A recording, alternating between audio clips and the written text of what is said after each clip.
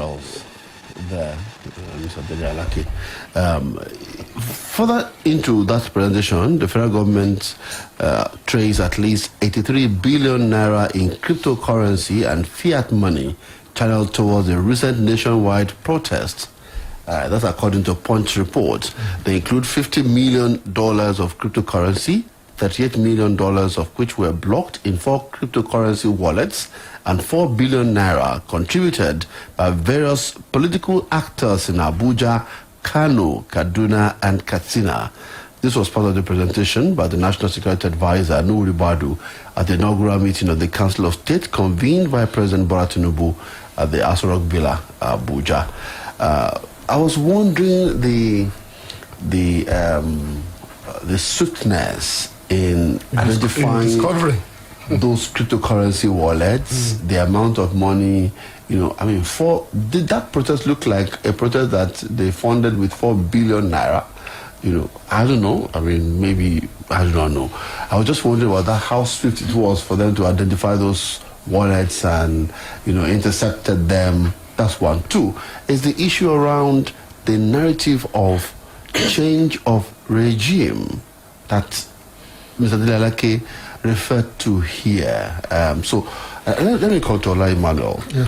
Why did they come to the conclusion that that protest was actually not about hunger, not about the fact that people were not happy with the removal of subsidy, not that people were not comfortable with the exchange rate, with the policies, the inflation, but that they just wanted Tinubu out of government?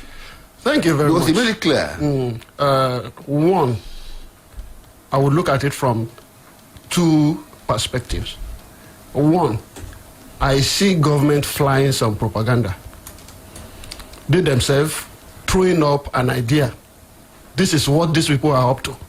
In the olden days, when we are doing student unionism, and the student unions wants to do something, they themselves will hide and then begin to release information that the school authority has already arrested, so to say, the student union leaders. So it is a kite. So I won't be surprised if they fly any of such. But looking at it from another angle, we know the antecedents of some Western countries. If they want to cause a regime change, they are written papers, documented. For instance, how US was allegedly changing or instigating change of government in some Latin American countries, and so on and so forth. I believe this statement about regime change, they must have borrowed some verses from the book. But if peradventure there are some other hands that are instigating some people, I would say, well, they will know that, okay, yes, the idea, if they are trying to come up with anything like that, is not what may sound new to them, and therefore it will not be pardoned.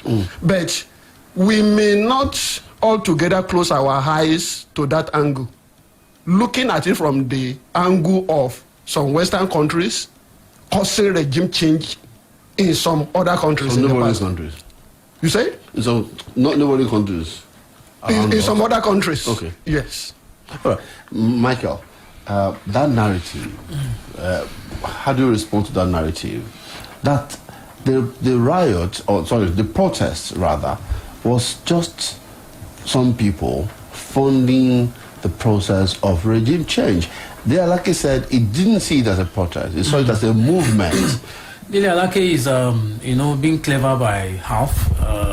Delialake was part of those who protested against the military in the 90s. They didn't. They did not just arrive. Delialake is a journalist, someone who knows. He as well as Onanuga. These people know the nitty-gritty of propaganda, and they know how to use it very well, very beautifully. However, I also need to say something. When some people organize protests, everybody who comes to the table has an agenda. So, well, they may some. So if you go to sometimes when we were much younger, I'm not talking about Shuankyala. When we were much younger, when we go to this end of the year party, say of secondary schools, I have no word for you. There are some people who will go there with the intention of being the best dancers. There are some people who will go there to show that they have the best clothes. There are some people who will go there because of the girls. Yes. There are some people who will go there because they just want to watch. I remember lit. Well, so you remember now. I don't know what you're talking about. I hope today is not listening. Okay. No, it's so, not. but so why we cannot rule that out? I think that was not the prevailing atmosphere of the protest. The protest was intellectualized because those guys highlighted what they wanted reversed or what they wanted done. But Michael, what the pictures, the videos we saw from Kano, you see, from some northern states, I understand what you're saying. Not intellectualized. Yeah, so I agree with you, but this is where I'm going. I just said everybody comes with an agenda. The people who were protesting in the north, I don't know their own agenda. The agenda that I know is fuel subsidy, cost of governance, and all that. The people that you see, just like I told you, people go to protests with different ideologies. Sometimes there's a girl somewhere that you have been approaching, and she had not, agreed with you. You join protests in order to go and, whatever you want to do with it. There are people who protested in Kano or Kaduna and so many who didn't know the ideals governing the protest. There are some who just heard that Bamuso, and then they came out because it was just fun. Don't forget that sometimes protests can be fun. So people latched onto whatever they believed, but the government knows how to use propaganda well to dress the protest. So the government believe what they wanted to believe. Yeah, basically, we can't rule that out. That's we can't rule it out. But we know that the people who were protesting had the ideals of cost of governance, subsidy. So why is government not mentioning that? Let me continue. Why is government, then that was Delake, speaking out of what came out of the National Council of State. He did not for any reason mention hunger, or mention, the removal of fuel subsidy, the spiking inflation. He did not mention the fact that people are still struggling to get fuel at 650 naira. Some at 850 naira now. He didn't mention any of that. But what he mentioned was that these people want to take government out of our hands. Well, one of the things that President Tinubu did, an assumption of office that I liked, was that somehow he removed the hands of the ex-military people in the defense ecosystem, which has always been the way all these years. So for the first time, the Minister for Defense is not a former military officer. The Minister for Police Affairs, the NSA, and all that. But the other side is, somebody who is a core politician is the National Security Advisor. That's Naira. So you would expect that at every turn you will see political spin to almost anything that happens. And it's unfair that people who are close to power, they exploit the paranoia that surrounds, occupying a big office. Because when you occupy such an exalted office, you are almost caged, borrowing the words of Senator Alin Dume. Anyway, put him into trouble. You're almost caged. You think less of service. You're thinking more about loyalty. Who is for me? Who is against me? Who wants me out? Who wants me dead? So, if you're surrounded by people who feed into that paranoia, trust me, the country will be in trouble. Just like Ola Emmanuel and Michael said, the fact that we had some misguided people who were waving funny flags or chanting different things does not mean that was the overriding theme of that. Okay, so during the Occupy Nigeria protest, where people were carrying the coffin of former President Jonathan, Is he not alive? Was he not part of that Council of State meeting? Does that mean that he was killed? Does that mean that was the primary objective of that protest? That protest was about an attempt to remove fuel subsidy in 2012. The same way this particular one's objective was mainly about the hardship in the land. And you can't deny these things. But discountenance. You can't discountenance inflation, food inflation, economic inflation. You can't deny how tough it is to even survive. You can't deny how the cost of power is closing down businesses right now. So when people speak out, it is unfair to narrow it down and then prop up some very ridiculous allegation that this is about who was going to remove the president. Those young boys crying on the street of Kano, or the people who are confined to one or two places. They know those who are capable of removing government. And they were the same set of people that they were calling into, rooms, holding meetings with. So, for me, it's just a pure attempt to gaslight the people. Okay. All right. So I asked earlier, would you pass a vote of confidence on Mr. President or not? Somebody was asking me on the Facebook that is this the first time I'm hearing the vote of confidence?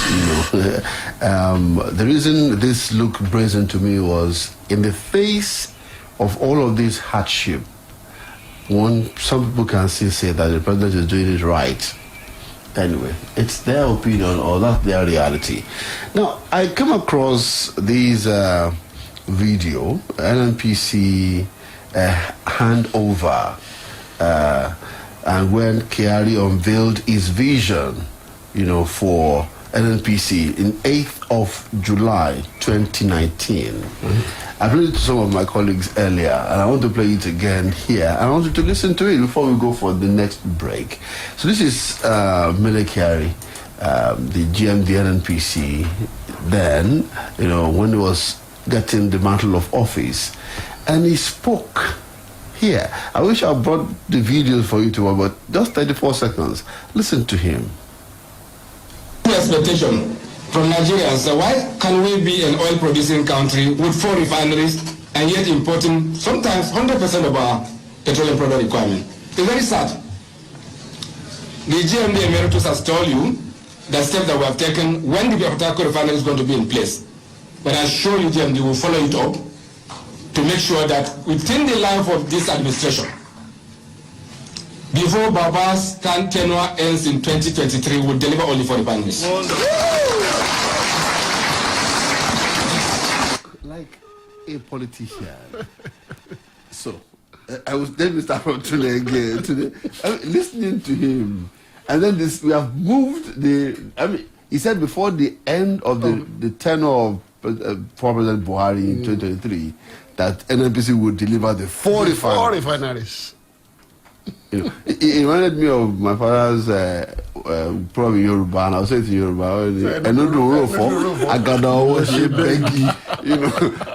Here we are, 2024. We've shifted that refinery. It's just 2024 now.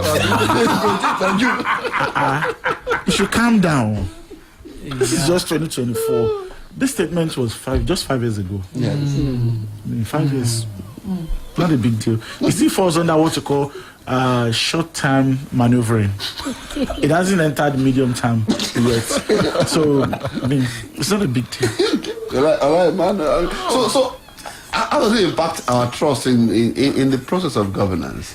Well, there is one thing. When I got from you this morning about today, something came into my mind. 2 books, exactly. Okay. The 2 books were written by the same author about leadership and management.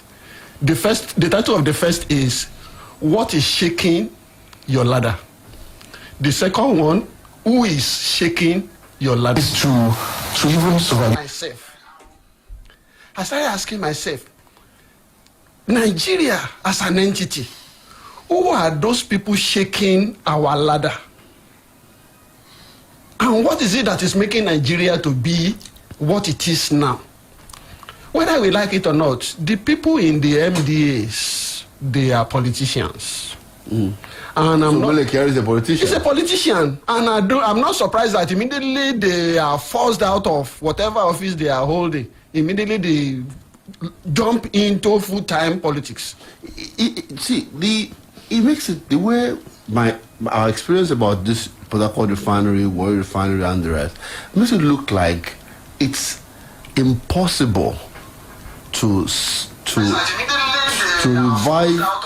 revive a refinery. It makes it look like something esoteric. It is. To bring a refinery back to life, is it? Yeah, so you are expecting the people who are killing the refineries to bring the refineries to life. That's basically the answer that you get. And then the other thing about Nigeria is that these people don't have consciousness of consequence. That's the problem. So we don't have a consciousness because we never